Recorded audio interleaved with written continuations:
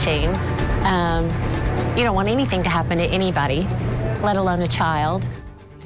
The heartache is deep in Sumner County as a classroom chair has sat empty all week long, one that belongs to Sebastian Rogers, a missing 15-year-old with autism.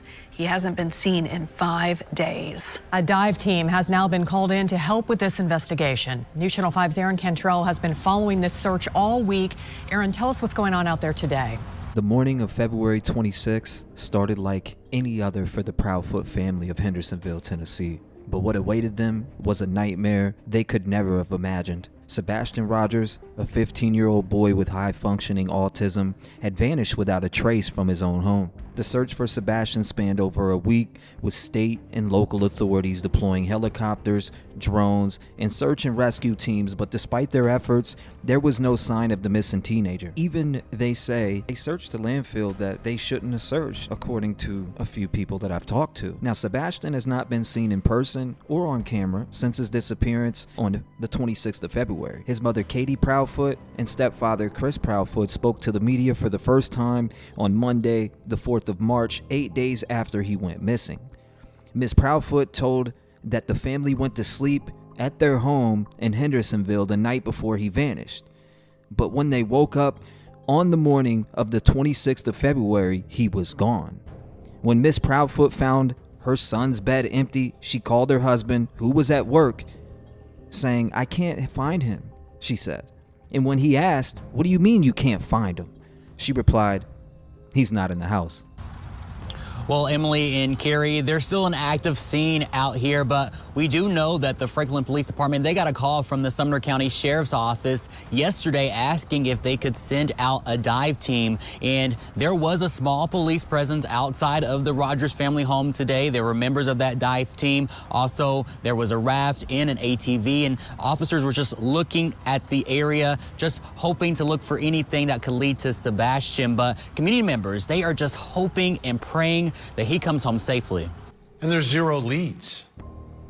Zero leads in this case. How does that happen? And you take a step back and you think, well, what are the possibilities of where he is or what happened to this little boy? Now, he could have, he's 15 years old. He could have, on his own, gotten up and run away. But could a 15-year-old boy in the middle of the night get up, run away, and not leave evidence of anything? Miss Proudfoot said she searched the entire house but couldn't find him. "My son doesn't run, and he is not a runner, and he's never, run away before," she said, addressing the possibility that he could have wandered off. "I don't know why he walked out that door." They say that Chris Proudfoot is the one who actually made the 911 call on a three-way call. That's what I was able to uncover in my findings. Now, a massive search went underway for Sebastian for over a week as state, local authorities utilized helicopters, drones, and search and rescue dogs. Authorities even blasted one of his favorite songs, "Eye of the Tiger," while searching in different areas to try to call out to him. Now, the Sumner County Sheriff's Office came out and gave that statement. The couple has received backlash for not speaking out earlier, to which they say they shouldn't be judged because no one knows what they're going through. "You don't know, and I don't wish you to ever know," they said. "Just be kind to people. It's just that simple." There's answers to questions right now that we are searching for desperately, and we just don't have that, his stepfather added. Sebastian's mother, who said she is just hoping to bring her son home safely, had a message for him. "We love you so much, Bubba, and we want you to come home. And you're not in trouble," she said. Nice big track back up, going into the construction site over here, back towards the beach. We'll go on behind you. It's awful muddy. Do you see any footprints or anything? You shouldn't have any shoes on. Thing is, this is all dry, hard packed. Outside report. LT, we're now headed back south towards the cemetery on the far end of the construction site. Boy, I can see you. I do have some footprints over here. Right there where you're standing? Yeah, leading right over here to the retaining pond. No shoes, just footprints? My shoes, but Max went straight into the phone. He literally dove into it. I just want my baby to be okay. On Saturday, March 23rd, the volunteer organization known as the United Cajun Navy announced it was deploying a team to aid in the search for Sebastian. In a post on Facebook, the group said it was working with local officials and urged those interested in the case to be patient when asking for new information. In a report on Tuesday, the 26th of March, the director of Sumner County Emergency Operations Center, Ken Wiedner, said that from the ponds to homes to woodland, hundreds of people have been scouring the area. We're all praying for him and wishing for his safe return. So in addition to those teachers, we saw several community members out here today wearing this exact color here, green. They're just sending their hopes and prayers that Sebastian returns home safely. Now, authorities, they're asking folks in the area to still check their home surveillance video if you see Sebastian or see anything suspicious.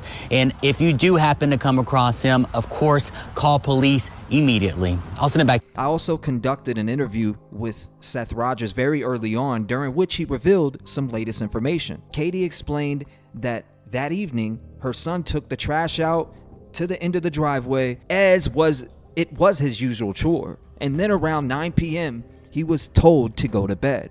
He was doing something in his room because about an hour later, I heard a noise, and I was like, I don't care what you're doing in there, but go to sleep, Miss Proudfoot recalled on the channel. At 6 o'clock, I went to wake him up for school Monday morning, and that's when he wasn't there.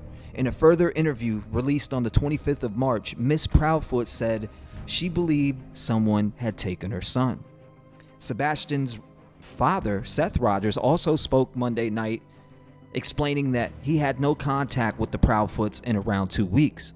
He also said he was not giving up hope in finding his son, having spent several days searching for him.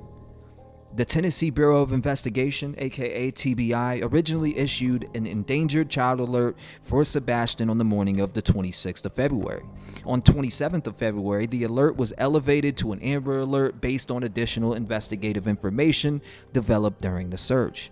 An Amber Alert is issued when there is reasonable belief by law enforcement that an abduction has occurred and the child is in imminent danger or of serious bodily injury or death, according to the DOJ. Again, as we cover this story, there's very little facts and a lot of speculation. I just wanted to compact a little bit of the facts and break it down in this video. Make sure you hit the like button, subscribe to the channel, as we are covering a lot of true crime's hottest cases this summer.